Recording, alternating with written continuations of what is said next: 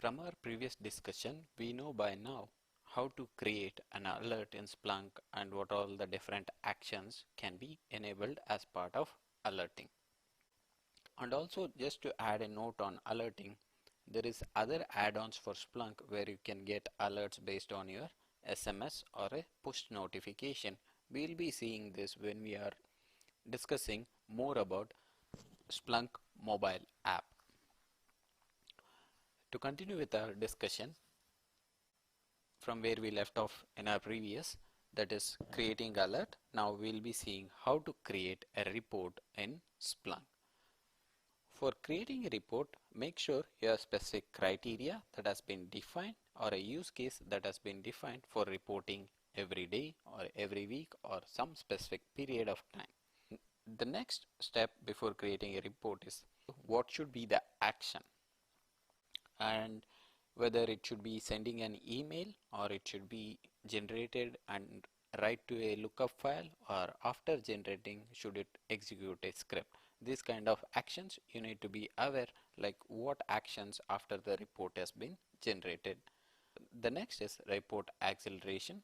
We'll be coming to this while we are creating our report to explain more how the acceleration works.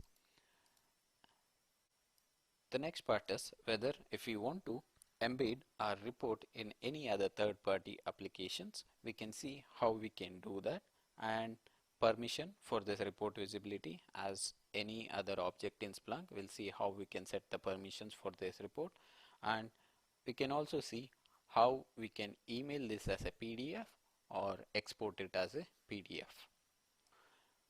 Now let us see in our lab how we can set up our report. So is our search head up? Seems like it is up. Have we logged in? Let me refresh. Yes, seems like our Splunk is up and we are logged in successfully. Let us create a scenario where we need a report. Let's say since we have our tutorial data, we have lots of visitors for our site. I need top 10 visitors or the IP address from where my site has been accessed in the last month. To do that, let us create a query.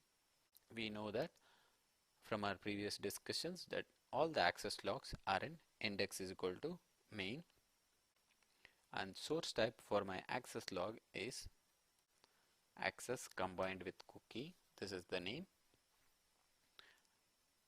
and there is a field in our log. Let me show it. It will be in last 30 days. There is a field called client IP which represents the IP of the end customers or the visitors who is accessing my site. I'll just write a simple query to get their information, that is top client IP. These are the report, let us say, or this is the report that was requested to be sent or generated every month as part of this use case. So here we are generating top client IPs for every month, that is in last 30 days. This was the most visited user or the IP address for our site. If you want more information, we can enrich this by adding some geographical location. I'll say get the geolocation, that is using IP location command for this client IP, and add some more information: country, city and region of this, so that we'll have more information in our report and it's also better understandable. This IP, which is from UK, is the most visited in the last 30 days, followed by China and United States and so on. We can consider this was the most active user on our site. So I need a report for every month on the beginning of the month. Let's see how we can create that.